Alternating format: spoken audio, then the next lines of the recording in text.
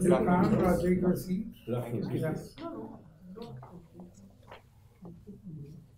Katta Ravi Tejari from Oh, yeah. Yes, sir. I'm Katta Ravi Teja from Hyderabad, Telangana. Little mixed up, that's all. Good.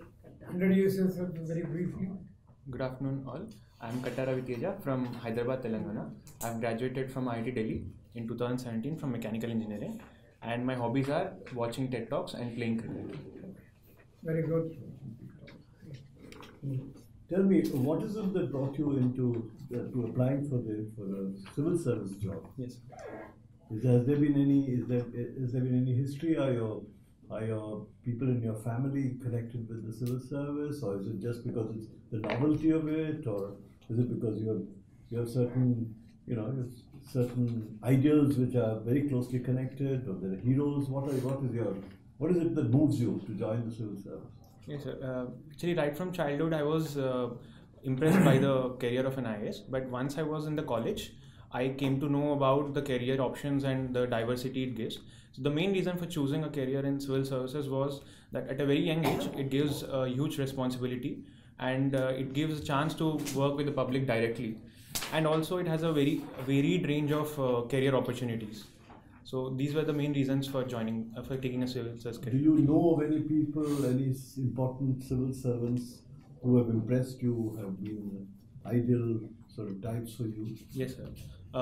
Few of them are T.N. Seshan, sir, Sridharan, sir, and Raghuram Rajan, sir. So, like, I've taken them as my role models. But Raghuram Rajan is not a civil servant. He's an academic. Yes, sir. Yes, He's sir. a But teacher. yes, sure. The stint he had as an RBI governor, that had some impact on the economy as a whole. So I thought that getting into civil services will provide me such opportunities. So that was also a reason for taking him as a role model. And historically, in a sense, in terms of who were your main sources of inspiration? Are they political figures? Are they philosophers? Are they educationists? Or are they religious figures? So actually, these are sportsmen, sir. Okay, good. That's as I didn't mention sportsmen. I should have. Yes, sir. Yeah. Who? Saurav Ganguly. Saurabh Ganguly. Yes, sir.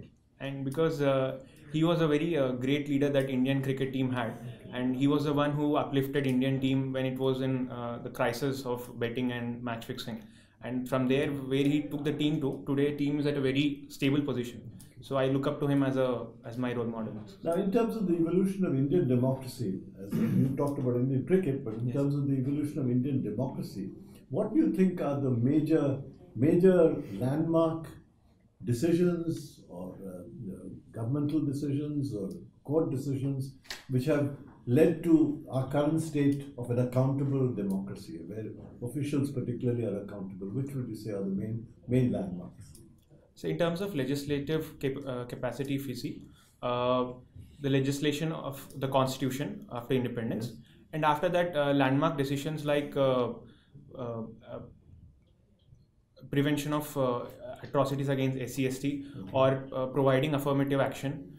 Along with that, taking some decision. If you see from the executive side, taking decision of setting up planning commission or setting up the PSUs and setting up the in IITs were some of the landmark decisions. And in the judicial terms, if you see, some of the key decisions have been the Keshwarandy Bharati case, along with that the Indira Sawhney case, and also the recent judgments of abolition of Section 377 or the privacy judgment. So these have been some landmark judgments that have governmental action.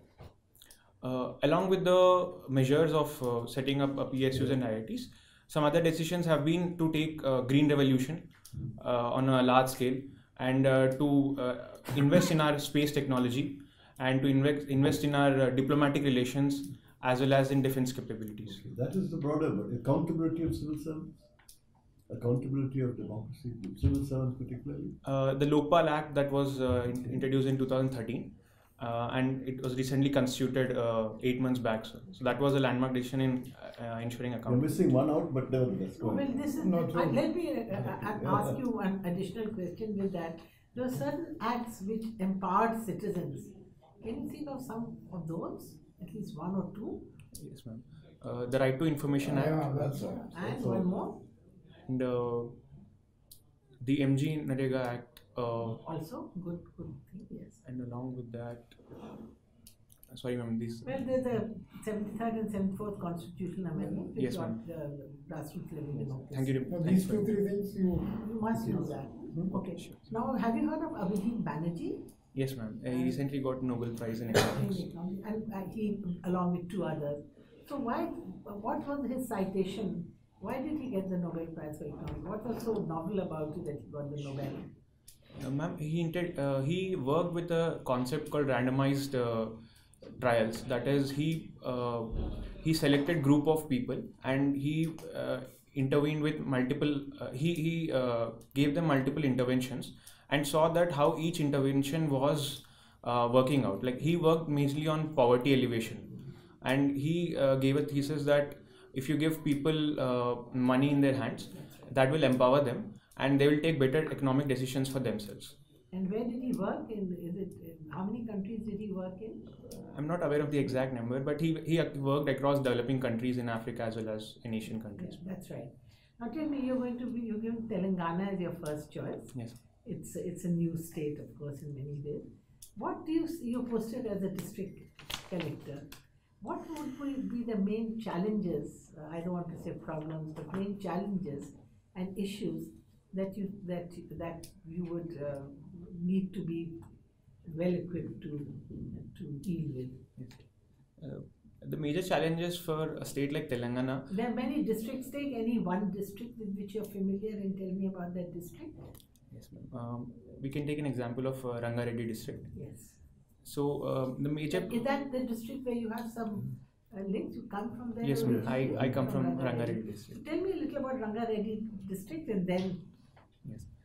It was a district created in 1972, and the name is derived from Konda Rangareddy, who was a freedom fighter from Telangana state. And post that, actually, the Rangareddy district has a unique feature of it that it encircles the Hyderabad city as a whole. Okay. So Hyderabad city lies at the center of Right. Rangareddy district. Okay, now tell me. Yes, ma'am. The challenges have been in terms of education. So Telangana as a whole and Rangareddy in specific have very low literacy levels when compared to the national average. The figures, can you back it by data? Yes, ma'am. Yes, ma'am. The literacy rate has been around 66%, whereas the national average is around 73%. And Any gender gaps? yes, ma'am. If we see in terms of gender, it is 72% for the male and around 60% for the female. So there is a gap of 10 to 12% even in the gender gap as well. So So that one quick advice when they ask you, when you say literacy is an issue, just mention these two facts, that vis-a-vis the All India this is it, and there's also another problem. Yes, You know? sure. Okay. thank you. Then I know one-liners, you just back it with some data if you're sure of the data. Sure. Yes. And along with that, there have been some farmer suicides as well. And Telangana generally ranks in second or third in the state in terms of farmer suicides. Along with that, ma'am, since Rangareddy is encircling Hyderabad, there's been a lot of unequal development in Rangareddy because 1/3 of the population of the entire state lives in Hyderabad, and all other districts are very scarcely populated and very, in terms of development, also they are very backward. So these are some of the challenges which a district administration can look at and develop interventions to better these indicators. Now, what are the qualities that you feel that you have as a civil servant, which you think a good civil servant should have, and how would your background and training help you in making a good civil servant? A civil servant should have some ideal qualities like empathy, leadership, and courage. Along with that, he should have some technical abilities to take care of the schemes that are being implemented, to monitor them, and also he should be visionary so that he can look forward for the coming years and take decisions accordingly. My background as an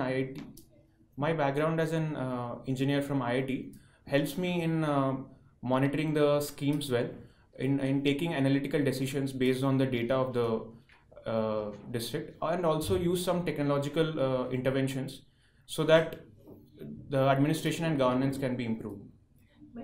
leadership, I'm not sure what you mean by leadership. Leadership in what way? Leadership in the sense What to does leadership mean to you?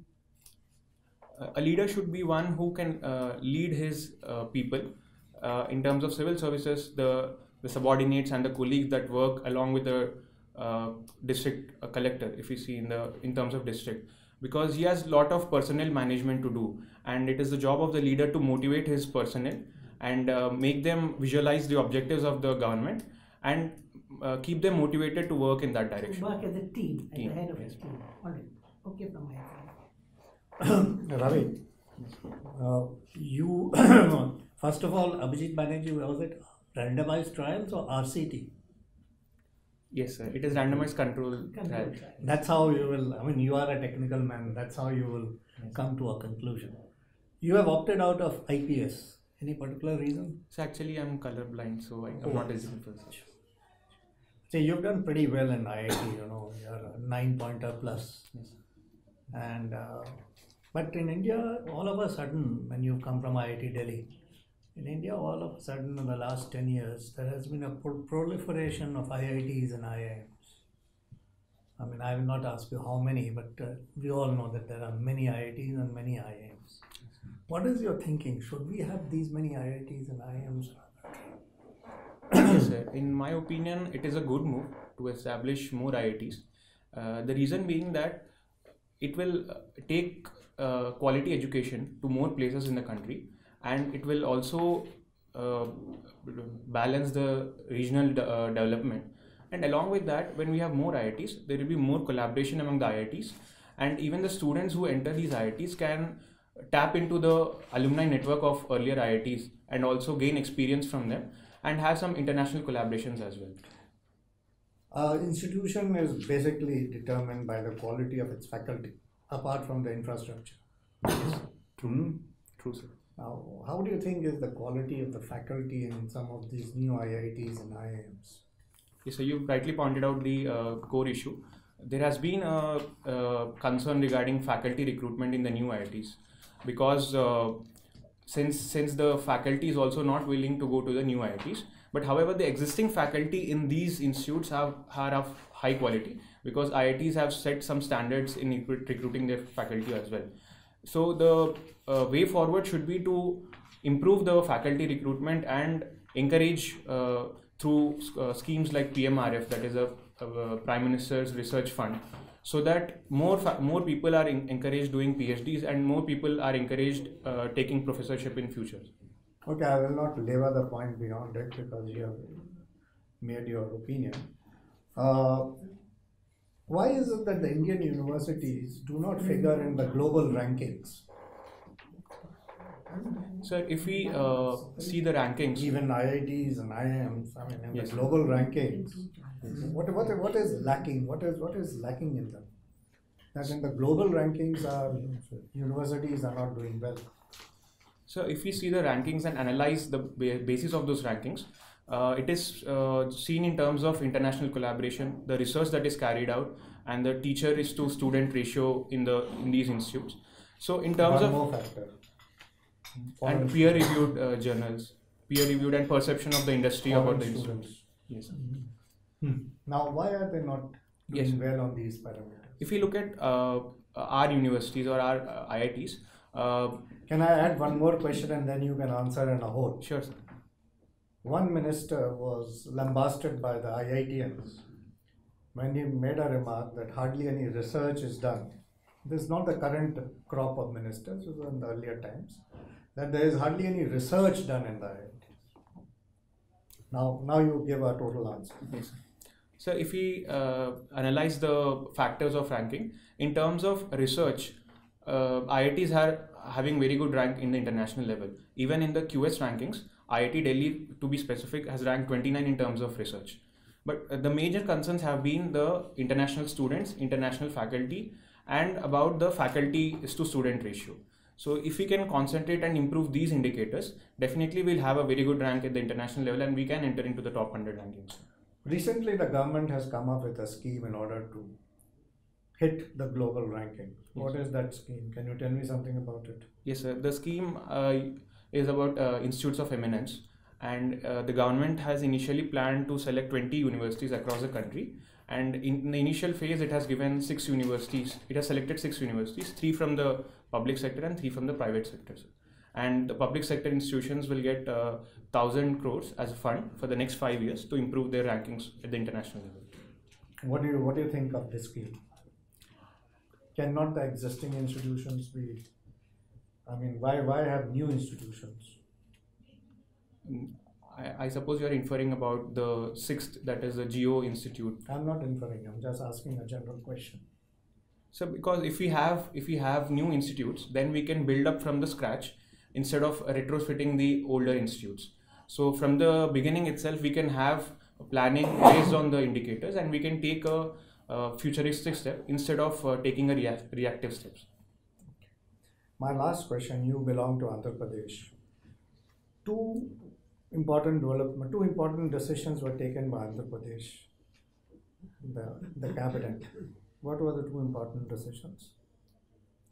So one was to create 3 new capital cities in Andhra Pradesh, and the other one was to legislate about the Disha Act that was taken to curb the incidents of rapes against women in No, those. there was something else which was more institutional.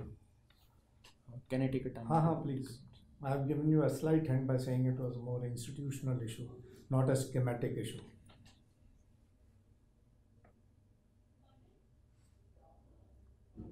No, Sorry, that sir, I'm unable doesn't to matter. recollect. Doesn't matter. It was to do away with the legislative council. Yes, thank you for reminding me. Now, you know what a legislative council is. Yes. Can you tell me your opinion as to whether the legislative councils serve any purpose in a state, or they are a burden on the exchequer? There is definitely a relevance to the legislative council system, sir, because they prevent the haste that happens generally in the legislative assemblies, and they can provide some expertise in terms of legislation. Why are they better equipped to provide expertise than an elected assembly? So because their composition itself consists of people from varied backgrounds, and also they have a prerequisite that everyone applying should have a degree at least to contest the elections. However, there are some concerns as well, since degree has become very common these days, so we can increase the qualification of the members, as well as we can make them more trained in terms of specific sectors, like be it agriculture or industry, and then they can make some prudent decisions on the bills. And what about the 3 capitals? Sir, in my opinion, actually the state government has stated that they wanted some regional balance and in terms of equal development across all cities across the state, and that's why they've taken the decision. However, in my opinion, there can be some other measures of development instead of creating capitals, as it will also creating 3 capitals will also create administrative and logistical challenges.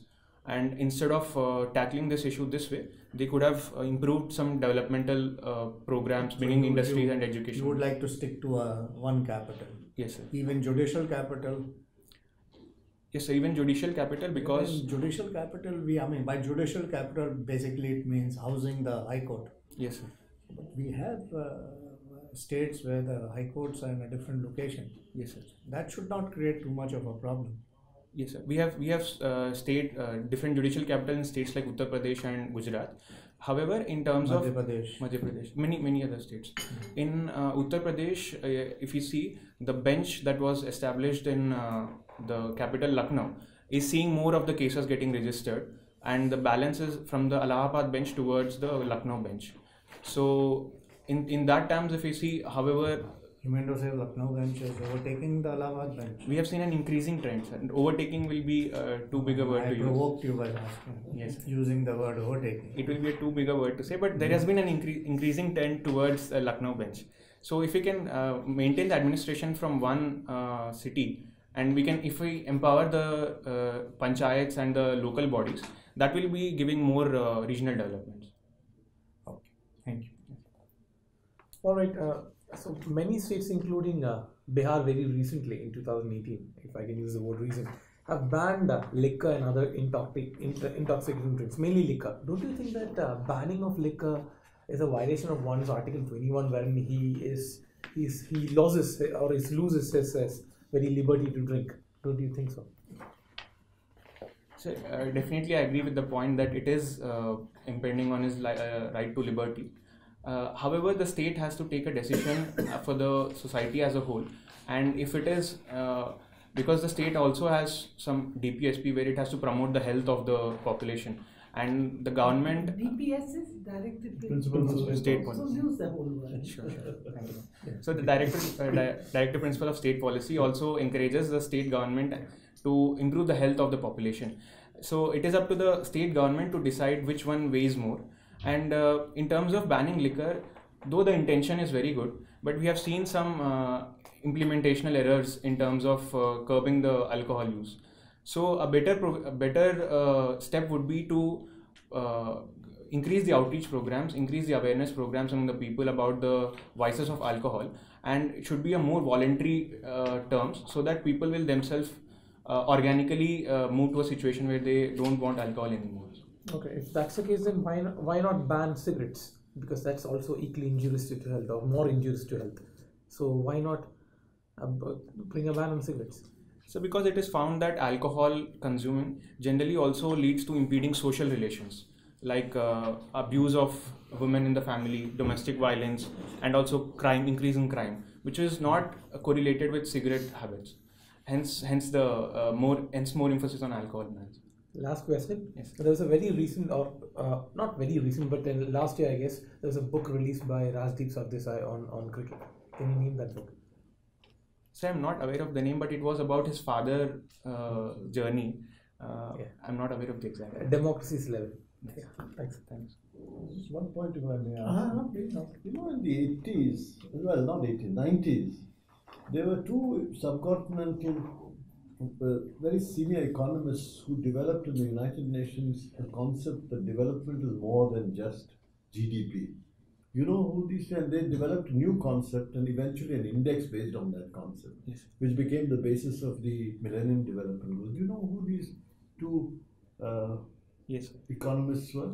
So the topic you're talking about is HDI, that is the Human Development Index, Okay. and the economists were Amartya Sen from India and And?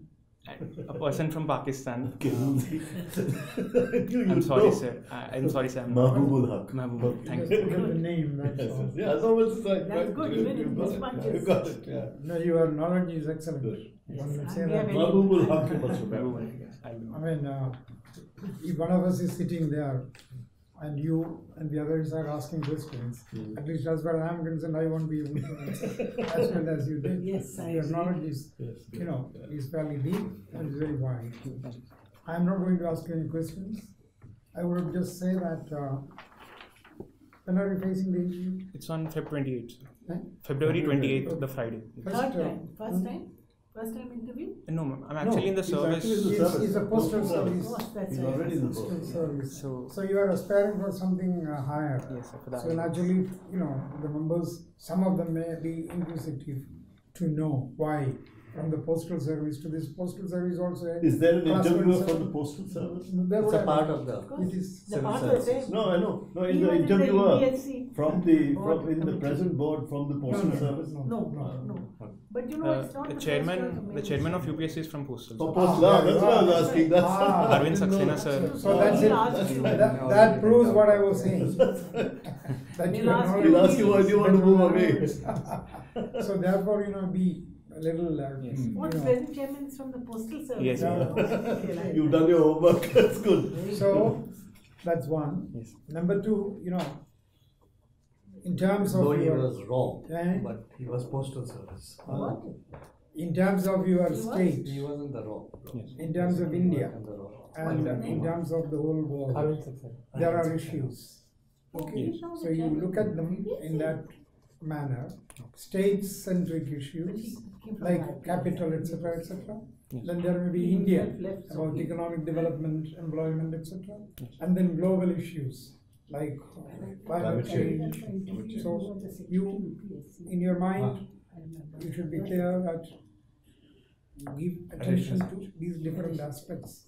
Okay. Sure. And in the next few days, in addition to the Hindu or whichever newspaper you are reading, if you are not looking at the pink paper, the Economic Times, Business Standard, Financial Express, it would be useful to do that and make a point of noting down the important decisions, the important developments, decisions coming from the Supreme Court, etc., which have a large ramification on the society. Yes. So I think you otherwise you come out very well. You have confidence, and I mean, as far as I am concerned, or we are concerned. Yes, I absolutely agree with you. Yeah. Agree with you. So it is a matter of a few days, I think, for you to face the interview board with confidence. Yes. And all of us hope to see your name in the list of Shailesh, you candidates have to who write become down the names of successful. people And we the- are going to and- see. and they can flash your photograph, at this time of the year next. All the Okay, best. good. Thank you so much. God bless you. Thank you.